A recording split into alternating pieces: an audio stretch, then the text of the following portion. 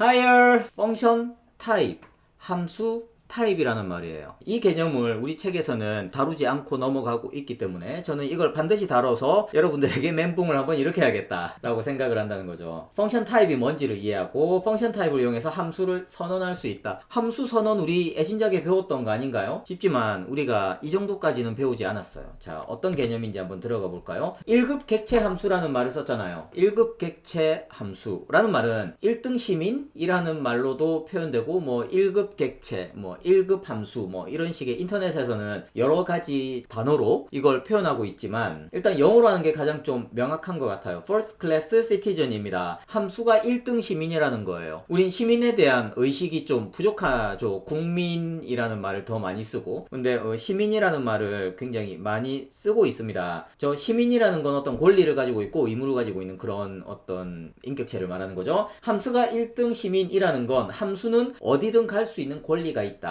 1등 시민이니까. 그리고 어디로 갈 수 있냐? 우리가 지금 그러면 함수가 못 간다고 상상하는 게 뭐지? 함수가 이렇게도 갈 수 있나 라고 놀라워할 만한 게 뭐지? 라고 생각을 해보면 일단 먼저 함수가 다른 함수의 매개 변수로 넘어갈 수 있어요. 어떤 함수가 인자를 받잖아요. 인자를 받는데 그 인자 중에 하나가 함수를 인자로 받을 수 있다는 거죠. 네, 이거에 대해서 좀 알아볼 거고요, 나중에. 그리고 함수를 리턴할 수 있습니다. 함수가 함수를 리턴할 수 있어요. 이것도 굉장히 신기하죠. 그리고 또 하나, 함수를 상수나 변수에 할당할 수 있어요. 함수를 변수에 할당한다? 이건 또 무슨 말이지? 굉장히 놀랍죠? 네, 한번 하나하나 알아보겠습니다. 먼저 우리가 알고 있는 타입을 생각해보면 우리는 스트링 타입이라든지 더블 타입, 인트 타입 이런 식의 기본 타입들을 알고 있어요. 그리고 컬렉션들, 어레이라든지 딕셔너리라든지 셋 같은 그런 컬렉션 타입에 대해서도 배웠죠. 그리고 UI를 만드는 UI 뷰라든지 UI 레이블, UI 테이블 뷰 이런 식의 코코아 터치 클래스 타입을 알고 있습니다.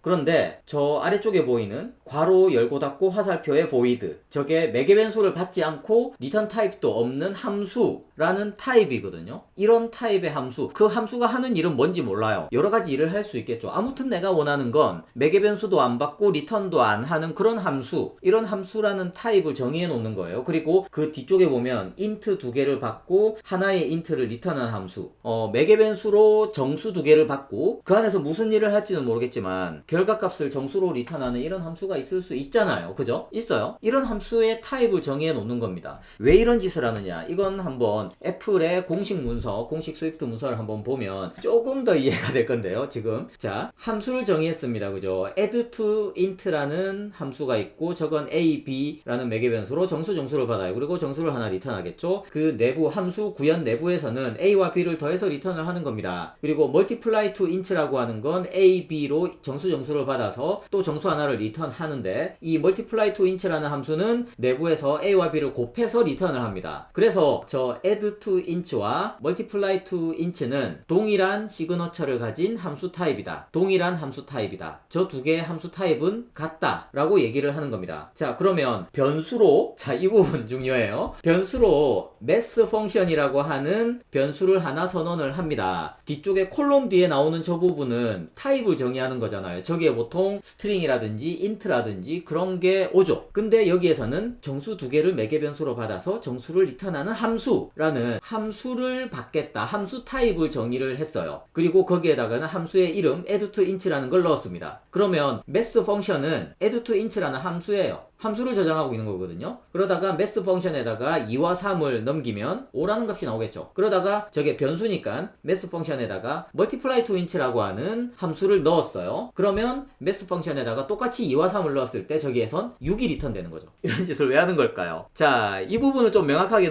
알고 넘어가야 여러분들이 클로저를 배우는 의미가 있습니다. 그래서 한번 플레이그라운드로 저 함수 타입이 어떻게 사용되는지를 실제로 한번 알아보도록 하겠습니다. 우리가 아까 했던 것과 크게 벗어나지 않는 개념을 사용할게요. 그래서 add VAT라고 하는 어떤 물건을 샀을 때 부가세가 붙잖아요, 보통. 그래서 부가세가 붙는, 그래서 물건 값이 더블로 넘어오면 거기다가 1.1을 곱해서 더블을 리턴하는 add VAT라고 하는 함수를 만들고요. 그리고 이게 만약에 면세점이다 그러면 부가세가 안 붙고 어떤 이제 쿠폰 디스카운트가 들어갈 수도 있겠죠. 그래서 쿠폰 디스카운트라는 함수를 태우면 소스로 더블이 넘어왔을 때 곱하기 0.9 10% 할인이네요. 할인된 가격을 리턴하는 저런 두 개의 함수 함수가 있다고 생각해 보겠습니다. 그러면 여기에다가 함수를 매개 변수로 받는다 라는 걸 한번 생각해 볼까요? 펑션의 final price는 매개 변수로 일단 source를 더블로 받겠죠. 그리고 매개 변수로 additional 이라는 매개 변수는 얘는 자 보세요. 더블을 받아서 더블을 리턴하는 함수를 받겠다. 이 부분에는 매개 변수로 함수를 받겠다는 거예요. 그 함수 이름은 additional 이라는 겁니다.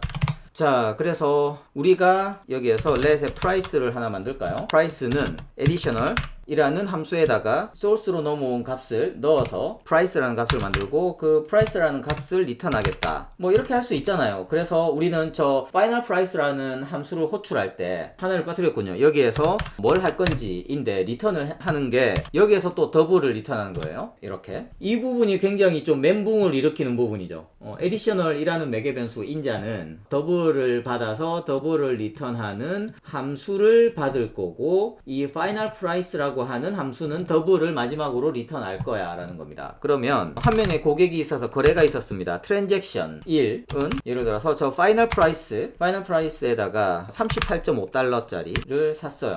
그리고 이 사람은 add VAT 그러니까 내국인이기 때문에 add VAT라고 하는 함수를 매개 변수로 받아야 됩니다. 이때 source 저것까지는 필요 없어요. 그냥 add VAT라는 이름만 넘겨주면 됩니다. 이렇게 했을 때 실행을 해보면 저 transaction 1의 값은 38.5인데 부가세가 붙어서 42.35가 되는군요. 좋아요. 이렇게 우리는 함수를 매개 변수로 받을 수 있습니다. 지금처럼 이렇게 간단한 경우라면 우리가 뭐 할 필요 없겠죠. 근데 우리가 예를 들어서 고객 뭐 이것도 충분히 유효할 것 같아요. 우리가 이제 매장의 점원이 캐셔에게 뭔가를 넘겨주면서 이 사람이 구매한 물건의 가격과 이 사람에게 해야 할 일, 정보와 일을 같이 넘길 수 있는 거예요. 한 덩어리로. 그렇죠. 이것도 꽤나 유용한 그런 사례가 될 수 있겠습니다. 그러면 함수를 리턴하는 함수를 한번 볼까요? 이건 또 전혀 다른 얘기인데요. 이건 제가 이 샘플 코드를 찾으면서 주로 참고한 게 자바스크립트 관련한 그렇죠. 자바스크립트의 이런 커링이라고 하는 함수 사용 방식을 좀 많이 써요. 그래서 자 이걸 한번 보겠습니다. 이것도 멘붕이에요. 굉장히 간단한 함수를 하나 만들겠습니다. make adder 뭔가 숫자를 더하는 함수인데요. 매개 변수로 x를 받을 겁니다. x는 int 값이에요. 여기까지는 굉장히 깔끔하죠. 네, 쉬워요. 충분히 우리 많이 쓰던 거고 뭐 이런 건 많이 봤잖아요. 근데 얘가 리턴하는 값이 뭐냐면 int를 받아서 int를 리턴하는 함수를 리턴할 겁니다. 이거 뭐지? 네, 재밌죠? 재밌죠? 네, 재밌어야 돼요. 근데 지금 이제 저렇게 에러가 나는 이유는 처음엔 정문법에 허용이 됐는데 이제는 야 저거 너무 헷갈리는 거 아니야? 라고 해서 매개 변수에는 괄호를 치도록 그렇게 강제를 하고 있습니다. 그래서 이렇게 하면 조금 더 깔끔하지 않나요? 안 깔끔한가요? 네, int를 받아서 int를 리턴하는 함수를 리턴하는 겁니다. make adder라는 함수는. 재미지 않나요? 좋아요. 그럼 여기에서는 뭘 리턴해야 되냐? 내부에서 함수를 하나 만들어야겠죠. 펑션입니다. 펑션으로 adder라는 함수를 하나 만들 거예요. 내부에 그래서 a라는 int를 하나 받을 거고요. 얘는 저 함수 시그너처대로 int를 하나 리턴해야 됩니다. 그래서 여기에서는 리턴에 저 위에서 받은 x와 지금 받은 a를 더해서 그걸 리턴을 할 거고요. 이 make adder라는 함수는 저 adder라고 하는 함수를 리턴하는 거죠.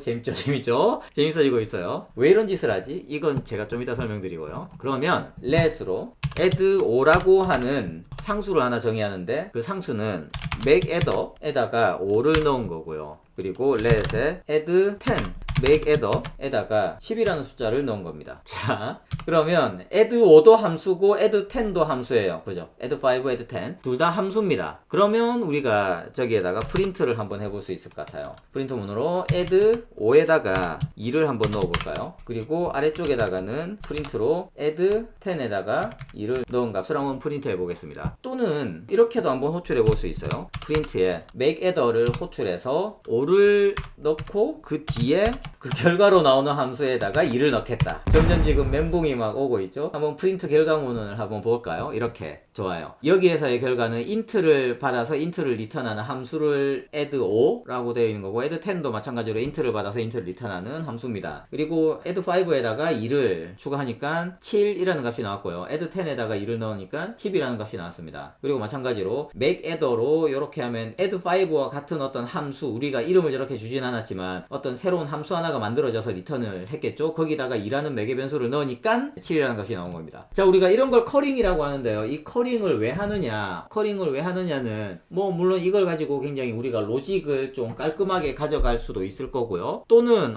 이렇게도 한번 생각해 볼 수 있습니다. 우리가 인자를 한 10개 넣어야 되는 함수예요. 근데 그 인자 10개 넣어야 되는 함수는 10개의 인자가 다 결정되기 전까지는 아무런 일도 할 수 없잖아요. 근데 저렇게 커링을 사용하면 하나하나의 인자가 나올 때마다 그 인자를 가지고 우리가 계산해야 되는 계산을 만들어 놓고 다음 인자를 기다리는 함수를 만들어 놓을 수 있다는 거죠. 그러면 그 다음 인자가 결정되면 그 함수에 값이 들어가고 그 인자를 가지고 할 수 있는 일을 미리 처리해 놓은 다음에 다음 인자를 기다리는 함수를 만들어 놓는 거죠. 이런 식으로 뭔가 여러 개의 인자가 굉장히 복합적인 작업을 할 때 그 경우에 10개의 인자가 다 결정되어야지만 함수 실행을 하는 게 아니라 인자가 하나라도 결정이 되면 바로바로 실행을 할 수 있도록 좀 더 효율적인 코드를 작성할 수 있습니다. 커링을 이용하면. 이런 걸 커링이라고 하고요. 네, 하스켈 컬이라고 하는 수학자의 이름에서 나온 거고요. 타임머신만 개발된다면 그죠? 타임머신이 개발된다면 한번 찾아뵙고 싶은 분의 이름입니다. 네, 좋아요. 자, 이렇게 우리 함수라는 게 굉장히 자유롭게 돌아다니죠. 함수라는 게 어떤 변수에 들어가기도 하고, 함수라는 게 다른 함수의 매개 변수로 넘어가기도 하고, 어떤 함수의 결과로 함수가 리턴되어서 그 다음 작업을 하기 위한 준비를 해 놓을 수도 있고. 자, 이렇게 함수라는 게 1급 객체, 어디든 갈 수 있는 자격을 가진 그런 1등 시민으로서의 역할을 한다. 이런 게 좀 현대적인 언어의 특징이기도 해요. 많은 현대적인 언어, 스위프트만이 아니라 많은 현대적인 언어들이 함수를 1급 객체로 취급하고 있고, 그걸 활용해서 다양한 기능들을 구현하고 있습니다. 그래서 여러분들도 좀 멘붕이 오겠지만 지금 이 1급 객체 함수라는 걸 잘 익혀 놓으셔야 되고요. 이쪽으로 좀 더 공부해 보고 싶다. 이거 재밌어, 신기하네 라고 생각을 한다면, 아까 제가 하스켈 컬이라고 하는 사람의 이름을 잠깐 얘기했죠. 그런 것처럼 하스켈이라는 언어가 이런 함수형 언어라고 하는 어떤 패러다임을 끌고 나가고 있는 언어이기 때문에 그 하스켈이라는 언어를 한번 공부해 보시길 권해드립니다. 물론